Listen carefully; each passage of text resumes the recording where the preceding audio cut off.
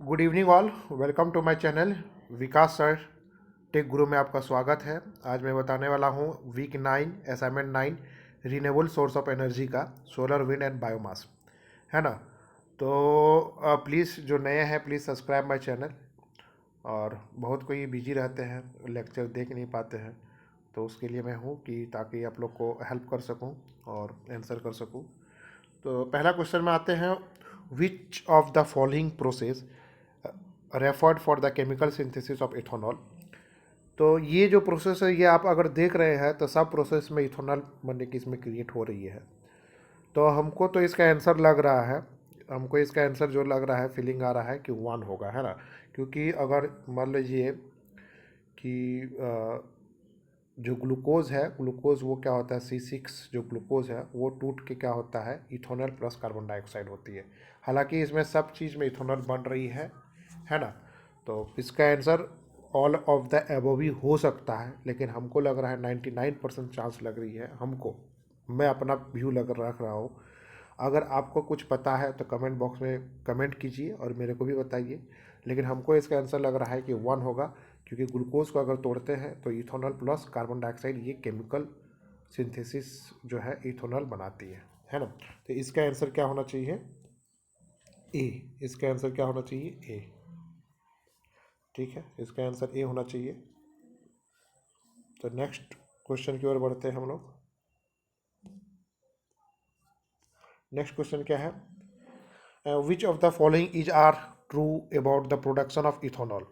Yeast and bacteria can ferment the biomass to produce high up to 95% concentration of ethanol। नहीं, ये कभी हो नहीं सकता, क्योंकि ईस्ट और बैक्टीरिया क्या करती है, अगर आप लोग लेक्चर में है, ये चीज़ लेक्चर में है, तो इसमें अगर आप लोग देखिएगा तो ईस्ट एंड बैक्टीरिया जो फर्मेंटेशंस करने के बाद जो इथेनॉल बनाती है वो सिर्फ 10% होता है। उसके बाद हम लोग का फार्दर क्या होता है, फ्रैक्शन डिस्टिलेशन या तो एजियोट्रॉपिक बोल के कुछ डिस्टिलेशन होता है, वो डिस्टिलेशन करेंगे तब हमको मैंने ये आपको मैंने कि फर्दर आपको फ्रैक्शन डिस्टिलेशन कीजिएगा तभी आपको 95% कंसनट्रेशन ऑफ इथेनॉल मिलेगा। ये सिर्फ ईस्ट एंड बैक्टीरिया से नहीं बन सकता, वो सिर्फ सिमिलर मैंने कि अप टू 10% वो इथेनॉल हो सकता है। तो पहला आंसर गलत है। Industrialisation of bioethanol process was motivated by its high demand during the world war 2 because of the fuel shortage. एकदम करेक्ट, ये सही बात है कि जब वर्ल्ड वॉर 2 का बात हो रहा था तब इथेनॉल को मतलब कि मोटिवेट किया जा रहा, बायो इथेनॉल को मोटिवेट किया जा रहा था, है ना। ये इंडस्ट्रियलाइजेशन फॉर बायो इथेनॉल का उसको मोटिवेट किया जा रहा था उस टाइम, है ना। तो क्वेश्चन मतलब 2 बिल्कुल सही है। तीसरा क्या, biomethanol fermentation of biomethanol is limited to 10% ethanol concentration due to the poisoning of yeast. ये सही बात है कि अगर हम लोग 10% से कंसनट्रेशन ज़्यादा हो जाती है तो क्या होता है, ये ईस्ट को पॉइजन कर देता है ना। Ethanol is limited to 10% ethanol concentration due to the poisoning of yeast. Yeast को पॉइजन कर देता है, इसलिए 10% इथेनॉल ही कंसनट्रेशन 10% या 10 पे नीचे होती है। तो इसका आंसर क्या होना चाहिए, इसका हम लोग का आंसर क्या होना चाहिए, ये आप लोग देख ही रहा है मैंने 2 और 3 आर ट्रू, है ना। मतलब ये हम लोग का सही आंसर है। 2 स्टेटमेंट और 3 स्टेटमेंट हम लोग का सही है। ठीक है, 2 और 3 हम लोग का सही है। क्वेश्चन नंबर 2 में 2 हो गया, क्वेश्चन नंबर 3 में है ना, pyruvate serves as a key branching point in the fermentation age, क्या करता है ये pyruvate is metabolise to acetaldehyde and methane. नहीं, एसिटल्डिहाइड और मीथेन नहीं करता है, एसिटल्डिहाइड एंड तुम्हारा क्या करता है, carbon dioxide and reduce to ethanol करता है। तो इसलिए पहला जो ये होगा वो गलत होगा, पहला नहीं होगा। दूसरा में क्या दिया हुआ, sum of the pyruvate is consume for cultural growth, ये बिल्कुल सही है। हाँ, कुछ प्यूरिवेट कंज्यूम्ड हो जाता है कल्चरल ग्रोथ के लिए। तीसरा क्या है, higher amount of pyruvate converted to the metabolic waste product. नहीं, ये भी गलत है। हायर अमाउंट ऑफ प्यूरिवेट नहीं होता, lower amount of low level amount of pyruvate waste होता है ना। तो इसका आंसर क्या हो जाएगा, इसका आंसर हम लोग को क्या हो जाएगा, ये ध्यान में रखना है। इसका आंसर क्या हो जाएगा, ये बी, है ना। इसका आंसर क्या हो जाएगा, बी होगा, है ना। इसका आंसर क्या हो जाएगा, बी हो जाएगा। Sum of the pyruvate is consume for cultural growth. ठीक है, तो इसका आंसर क्या हो जाएगा, बी हो जाएगा। 3 का क्या हो जाएगा, बी। ठीक है, 3 का बी हो जाएगा। नेक्स्ट क्वेश्चन की ओर हम लोग बढ़ते हैं। Question number 4, which of the following steps are involved in the production of the bioethanol from sugar cane. तो शुगर केन में हम लोग का क्या होता है कि ये डायरेक्ट हम लोग क्या करते हैं, इसमें ध्यान देना है कि शुगर केन का अगर बात हो रही है तो शुगर केन सबसे आसान होता है। तो शुगर केन में क्या करना है कि हम लोग क्या करते हैं, एक्सट्रैक्शन करते हैं, फर्मेंटेशन करते हैं और डिस्टिलेशंस में हम लोग का 95% हम लोग को मिल जाता है इथेनॉल। तो सबसे पहले एक्सट्रैक्शन करेंगे, उसके बाद फर्मेंटेशन करेंगे, उसके बाद डिस्टिलेशंस करेंगे। ठीक है। कुकिंग लिक्विफिकेशन ये सब हम लोग का जरूरत नहीं पड़ता है इसमें, है ना। ग्लेंटाइजेशन ये सब का भी हम लोग को जरूरत नहीं पड़ता। ये किसके लिए जरूरत पड़ता है, ये स्टार्च का जो भी होता है स्टार्च, लेकिन ये स्टार्च के बारे में बात नहीं कर रहा है। ये सब रेस्ट जितना भी प्रोसेस है वो स्टार्च के लिए है। ये रेस्ट आप लोग तीन अगर देख रहे हैं वो स्टार्च के लिए है जिसमें इथेनॉल प्रोड्यूस्ड होता है। बट अगर हम लोग सिर्फ शुगर केन से सबसे आसानी से हम लोग क्या बना सकते हैं, इथेनॉल बना सकते हैं। क्या करना है, उसको एक्सट्रैक्शन करना है, फर्मेंटेशन कर देना, उसके बाद डिस्टिलेशंस कर देंगे, तो हम लोग का क्या हो जाएगा 95% इथेनॉल हम लोग मिल सकता है। ठीक है। क्वेश्चन नंबर 5 क्या है, which of the following statement is are true about thermochemical conversion of biomass to biofuels. तो एच टी एल क्या है हम लोग का, एच टी एल हम लोग का क्या है, हाइड्रोथर्मल लिक्विफिक्शन, लिक्विफिक्शन जिसको कहा जाता है ना, hydrothermal liquefaction. Biofuel tend to be higher quality than the pyrolysis oil. Yes, ये बहुत ही सही बात है कि ये क्या होता है कि इसका यील्ड भले ही कम है, इसका जब यील्डिंग होता है HTL जो होता है biofuel tend to be higher quality, मतलब इसका जो यील्डिंग होता है वो हायर क्वालिटी होता है, सॉरी उसका यील्डिंग कम होता है, यील्डिंग तुम्हारा क्या होता है, कम होता है ना, in comparison to pyrolysis, but ये हायर क्वालिटी होता है। ये आंसर ये समझ में आपको आना चाहिए, HTL बायोफ्यूल टेंड टू ये हायर क्वालिटी है ना, ये हायर क्वालिटी होता है। ठीक है, ये हायर क्वालिटी होता है, भले इसका यील्डिंग कम होता है लेकिन ये higher quality than the pyrolysis होता है। ठीक है, तो पहला हम लोग का सही है, दूसरा क्या बोल रहा है, the super critical water process can be applied for direct liquefaction of biomass, ये भी सही है।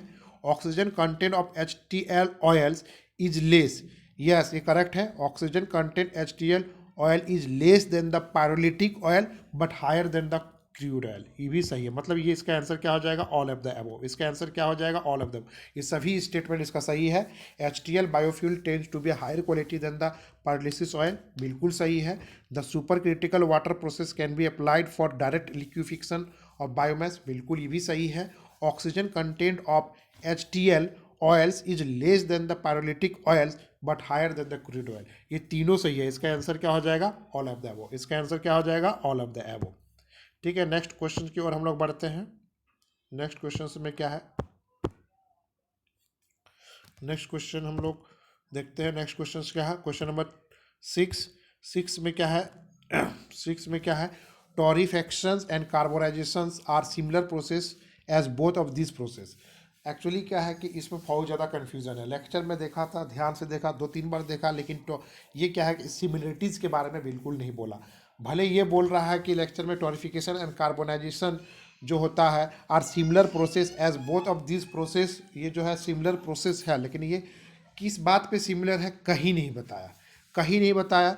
तो ये अगर आप लोग देखिएगा, remove most of the volatile, ये हम लोग का गलत है। अगर लेक्चर आप लोग देखिएगा तो इसके कुछ डिफरेंस बताया गया है इसमें, तो ये गलत बताया, ये गलत है, क्योंकि remove most of the volatile matter and retain only the solid fuel.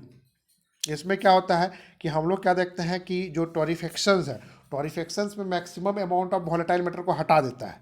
ठीक है, वो बिलो 300 डिग्री सेल्सियस, मतलब 200-300 डिग्री सेल्सियस में ये लाई करती है। इसमें क्या होता है कि मैक्सिमम वॉलेटाइल मैटर को और ये क्या करता है, मतलब रखता है, कौन रखता है, टॉरिफैक्शंस रखता है, बट 300 डिग्री से ऊपर होता है तब उसको रिमूव करता है, लेकिन 300 डिग्री में वो 300 डिग्री में रिमूव करता है, लेकिन ये मैक्सिमम रख लेता है, मतलब वोलेटाइल मैटर रहता है टॉरिफैक्शन। बट कार्बोनाइजेशन में क्या होता है कि मैक्सिमम टेम्परेचर क्या होता है, ये मैक्सिमम वोलेटाइल मैटर को रिमूव कर देता है। इसलिए क्या होता है, ये सिमिलर दोनों में होगा नहीं, इसलिए गलत है। उसके बाद involve supply of heat in the absence of combustion. हाँ, इसमें हम लोग देखे गए हैं, इसमें हम लोग थोड़ा रिसर्च भी हम किए थे, तो इसमें ये बताया गया कि इसमें कंबशंस नहीं, कुछ ना कुछ केमिकल मिला के हम लोग हीट का यूज़ करते हैं। तो ये सही आंसर होना चाहिए, ये सही आंसर होना चाहिए, involve supply of heat in the absence of combustion, ये सही आंसर होना चाहिए।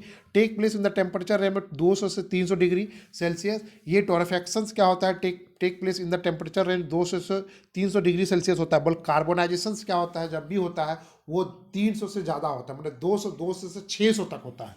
तो ये समझना है हम लोग का, कार्बोनाइजेशन जो भी होती है ना, उसका जो प्रोसेस टेक प्लेस होती है इन टेम्परेचर रेंज क्या होता है जनरली, अगर इसको थोड़ा रिसर्च किया मैं, क्या होता है कि ये जनरली क्या होता है कि मान के चलिए कि 300 डिग्री सेल्सियस से ऊपर ही होता है।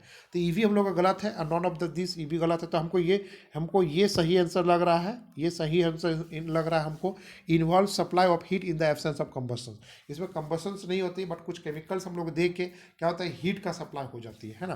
तो ये क्या होता है, 6 का हम लोग का बी आंसर होगा, 6 का 20 आंसर होगा। क्वेश्चन नंबर 7 में आते हैं, है ना। क्वेश्चन नंबर 7 में आते हैं। क्वेश्चन नंबर 7 में क्या बोल रहा है, देखिए when 30 kg of carbon is burn completely in adequate air और oxygen, it produce dash kilo joule heat and dash gram carbon dioxide. तो हम लोग का ये एक चीज़ होता है कि ये ध्यान में रखना है, ये कार्बन है, ठीक है, ये कार्बन प्लस ऑक्सीजन अगर हम लोग मिलाते हैं तो ये क्या करता है, CO2 बनाता है, ठीक है। तो ये अगर आप लोग देखिएगा इसमें कुछ नहीं है, तो ये 1 मोल हुआ, ये अगर ये 1 मोल हुआ, ये भी 1 मोल हुआ, ठीक है, ये 1 मोल हुआ। मतलब कि हम लोग क्या करते हैं इसका राइट हैंड साइड का देखते हैं, है ना। तो ये 1 मोल है, ये 1 मोल है, सब 1 मोल है, ठीक है, ये सब 1 मोल है। जब 1 मोल को हम लोग माना कि एटॉमिक मास मतलब कि ग्राम में इसको बदलते हैं, तो ये समझ लेना है कि एटॉमिक मास ही हम लोग का ग्राम है। तो 1 मोल इजगल टू, देखिए ये कार्बन है, कार्बन का एटॉमिक मास हम लोग का कितना होता है, ये ध्यान रखना है, ये 12 होता है ना। ऑक्सीजन का कितना है एटॉमिक मास, 16 होता है, लेकिन इसमें क्या है, 2 एटम है, मतलब 2 एटम मिलके बनाया है, मतलब 2, इसमें ऑक्सीजन 2 मिल के बनाया है, तो इसमें क्या हो जाएगा हम लोग का 32। ये कार्बन डाइऑक्साइड का आपको उसी तरह से एटॉमिक मास निकालिएगा तो इसका क्या आ जाएगा 44, ठीक है। तो ये ध्यान में रखना है। तो अगर हम लोग जितना पॉसिबल है इसको काट देते हैं, है ना, इसको हम लोग काट देते हैं, मतलब कि इन द सेंस देखिए किस तरह करते हैं, 4 का टेबल से काटते हैं, तो ये 3 होगा, ये 3 होगा, है ना, ये 3 होगा, इसको ये करते हैं हम लोग, तो ये कितना हो जाएगा हम लोग का, ये कितना हो जाएगा 4 8 32, है ना। तो 8 के इसमें कट जाएगा और इसमें 11 हो जाएगा, ठीक है, ये 11 के हिसाब से कट गया। अब हम लोग को क्या बोल रहा है कि 30 मोल 30 gram of carbon, 30 gram of carbon हम लोग का बताया जा रहा है कि कैसे निकालेंगे। तो हम लोग क्या करेंगे, 30 ग्राम बोले तो सबको 10 से मल्टीप्लाई कर दीजिए। अगर सबको 10 से मल्टीप्लाई कर देंगे तो पहला केस में ये क्या हो जाएगा 30 हो जाएगा, ये 80 हो जाएगा, ये 110 हो जाएगा, ठीक है। तो 110 हम लोग अगर क्वेश्चंस में देखते हैं तो 110 किस में आ रहा है, तो पहला केस में अगर देख रहे हैं, पहला केस में हम लोग 110 ग्राम आ रहा है ना, पहला केस में 110 ग्राम आ रहा है और दूसरा केस में भी 100 ग्राम आ रहा है, 110 ग्राम आ रहा है। बट हम लोग को ये ध्यान में रखना है, हम लोग को ये ध्यान में रखना है कि अगर आपका इसको लेक्चर में इसका देखिएगा तो ये बताया जा रहा है कि क्या होता है कि 1 मोल कार्बन जो होती है, ये ध्यान में हम लोग को रखना है। तो 110 तो इसका एक फिक्स हो गया, तो ये आंसर होगा या तो ये आंसर होगा, ये 110 ग्राम हो जाएगा, ठीक है, क्योंकि 30 ग्राम जब हम कार्बन को जलाते हैं तो हमको क्या होता है 110 ग्राम कार्बन डाइऑक्साइड मिलता है। ये तो कंफर्म हो गया, ये फिक्स्ड हो गया। अब बात हुआ कि हम लोग को हीट कितना पैदा करेगा, तो किलो जूल कितना हीट पैदा करेगा, तो वो हमको देखना है, तो ये हम लोग को समझना है। तो ये समझ लीजिएगा कि ये हम लोग को समझ लीजिएगा 1 मोल हम लोग को कितना हीट प्रोड्यूस करता है। आप लोग लेक्चर इसको देख लीजिएगा, लेक्चर में है 1 मोल जो प्रोड्यूस करता है हीट कितना करता है, हीट याद रखिएगा कितना करता है 394 किलो जूल, है ना। हीट कितना पैदा करता है 394 किलो जूल। ये 1 मोल में मतलब क्या हो जाएगा 1 मोल अगर देखिएगा तो इसका मतलब कि हम लोग को कितना आ रहा था 12 ग्राम आ रहा था, लेकिन हमको इसमें बताया क्या गया है 30 ग्राम। तो 30 ग्राम मतलब क्या हो जाएगा, 30 ग्राम अगर देखिएगा तो 12 ग्राम मतलब 1 मोल हो रहा है, 12 ग्राम मतलब 1 मोल हो रहा है। इसका मतलब 30 ग्राम का मतलब क्या हो जाएगा 2.5 मोल, 2.5 मोल। अगर नहीं हो रहा है तो आप 30 को डिवाइड बाई अगर ये कीजिएगा तो हम लोग को कितना आ जाएगा है ना। अगर आप लोग देख लीजिए ना, 6 का 12, 6 5 30, ये क्या हो जाएगा 2.5, 2.5 मोल हो जा रहा है। 30 ग्राम मतलब क्या हो जाएगा 2.5 मोल हो जाएगा हम लोग का। तो 2.5 मोल हो जा रही है, जब 1 मोल में हम लोग का कितना हो रही है, इतना हीट को पैदा कर रहा है, इतना हीट को पैदा कर रहा है। तो 2.5 मोल में कितना हीट को पैदा करेगा, तो सीधा मल्टीप्लाई कर देना है हम लोग को 2.5 इंटू 394। जब इसको हम लोग मल्टीप्लाई करेंगे तो हम लोग का ये कितना आ जाएगा 985, है ना, 985 किलो जूल आ जाएगा। तो इसका मतलब 985 कहीं है, हम लोग देख लेते हैं। हाँ बिल्कुल है, ऑप्शन नंबर ए पे हम लोग का 985 हम लोग का है। तो इसका आंसर क्या हो जाएगा, इसका आंसर हम लोग का हो जाएगा 985। ठीक है, ठीक है, क्योंकि ये बी हम लोग का नहीं होगा। 394 किलो जूल क्या होता है, 1 मोल कार्बन में करता है। तो हम लोग ये निकाल लिए हैं, तो क्या होगा इसका आंसर 985 किलो जूल, मैंने 2.5 मोल में हम लोग का कितना हीट का रिलीज करेगा 985 हो जाएगा। अब नेक्स्ट क्वेश्चन में आते हैं। तो इसका आंसर क्या हो जाएगा, 7 का आंसर हो जाएगा 985 किलो जूल और 110 ग्राम। ठीक है, नेक्स्ट हम लोग 8 क्वेश्चन में आते हैं। नेक्स्ट क्वेश्चन है, देखिए क्या है। नेक्स्ट क्वेश्चन में पूछ रहा है, नेक्स्ट क्वेश्चन में हम लोग को क्या बोल रहा है, which of the following process can be use to produce methanol from the biomass. तो बायोमास क्या होता है, liquefaction through gasification. Liquefaction through gasification से हम लोग क्या मिथेनॉल को मतलब कि मिथेनॉल हम लोग प्रोड्यूस करते हैं फ्रॉम बायोमास। अगर कोई दिमाग में सोच रहा है फर्मेंटेशन, तो फर्मेंटेशन से हम लोग इथेनॉल निकालते हैं, है ना, फर्मेंटेशन से हम लोग इथेनॉल प्रोड्यूस्ड होता है। बट ये ध्यान में रखना है, लिक्विफिकेशन थ्रू गैसिफिकेशन से हम लोग का क्या होता है, मिथेनॉल प्रोड्यूस होता है। ये क्या हो जाएगा 8 का लास्ट हो जाएगा लिक्विफिकेशन थ्रू गैसिफिकेशन। अब हम लोग आते हैं ये क्वेश्चन नंबर 9। क्वेश्चन नंबर 9 में क्या बोल रहा है, ethane fuel was completely combusted by providing 24 kg air 24 kg air पर केजी, है ना, 24 kg एयर पर केजी, है ना, 24 kg एयर पर केजी मतलब एयर पर केजी ऑफ फ्यूल, है ना। ये दिया हुआ देखिए 24 kg एयर पर केजी ऑफ फ्यूल, ये दिया हुआ मतलब एयर फ्यूल का रेशियो दिया हुआ है। ठीक है ना, स्टेट बाय प्रोवाइडिंग 24, ये हम लोग का जो दिया हुआ ये स्टोचोमेट्रिक दिया हुआ है। और ये थ्योरेटिकली हम लोग का क्या दिया हुआ है, if the theoretically requirement was 16 kg of air पर केजी ऑफ फ्यूल। मतलब ये नीचे वाला जो हम लोग का एयर फ्यूल रेशियो दिया हुआ वो हम लोग का थ्योरेटिकल दिया हुआ नहीं, ये हम लोग का क्या क्या दिया हुआ है थ्योरेटिकली। मतलब क्या थ्योरेटिकली मतलब हम लोग का क्या हो जाएगा, सॉरी, थ्योरेटिकली ही मतलब हम लोग का क्या है, ये स्टोचियोमेट्रिक कंडीशंस में दिया होता है ना। इसका मतलब यही होता है कि स्टोचियोमेट्रिक कंडीशंस में हम लोग को दिया हुआ है, क्योंकि ये थ्योरेटिकली दिया हुआ है। थ्योरेटिकली मतलब वही स्टोचियोमेट्रिक कंडीशंस में दिया हुआ रहता है ना। तो और ये हम लोग का क्या हुआ, इथेनॉल वाज कम्प्लीटली कंबस्टेड, ये हम लोग का क्या दिया हुआ है, एक्चुअल दिया हुआ 24 kg एयर पर केजी ऑफ फ्यूल। ये हम लोग का जो ऊपर वाला दिया हुआ 24 kg एयर पर केजी ऑफ फ्यूल, ये हम लोग का क्या दिया हुआ, एक्चुअल में दिया हुआ। और नीचे हम लोग का क्या दिया हुआ, जो थ्योरेटिकली दिया हुआ, ये हम लोग का क्या दिया हुआ, स्टोचियोमेट्रिक दिया हुआ। और निकालने के लिए क्या बोला, what is the equivalence ratio. तो इक्विवेलेंस रेशियो में एक फार्मूला होती है इक्विवेलेंस रेशियो का, है ना। ये हम लोग का हम बता रहे हैं यहाँ से, इक्विवेलेंस रेशियो जो होती है, इक्विवेलेंस रेशियो का हम लोग एक फार्मूला होती है ना। इक्विवेलेंस रेशियो का क्या होता है, इक्विवेलेंस रेशियो का एक फार्मूला होता है, क्या होता है, air fuel ratio. Air fuel ratio जो स्टोचियोमेट्रिक होती है divided by air fuel ratio जो हम लोग का एक्चुअल होता है। ठीक है, तो ये हम लोग का ध्यान देना है। तो एयर फ्यूल रेशियो जो स्टोचियोमेट्रिक दिया हुआ वो हम लोग का कितना दिया हुआ, 16 दिया हुआ। वो हम लोग का कितना दिया हुआ, ध्यान में रखना है, वो कितना दिया हुआ हम लोग का 16 दिया हुआ है। और जो हम लोग का ये एक्चुअल हम लोग एयर फ्यूल रेशियो कितना दिया हुआ है, 24 दिया हुआ। इसको आप लोग डिवाइड कीजिएगा तो इसका आंसर जो आएगा 0. इसका जो आंसर आएगा हम लोग का क्या आ जाएगा, 0.6666 में आएगा। तो इसका आंसर देखिए 0.67 हम लोग को हो जाएगा। इसका आंसर क्या हो जाएगा 0.67। इसका आंसर क्या हो जाएगा हम लोग का 0.67।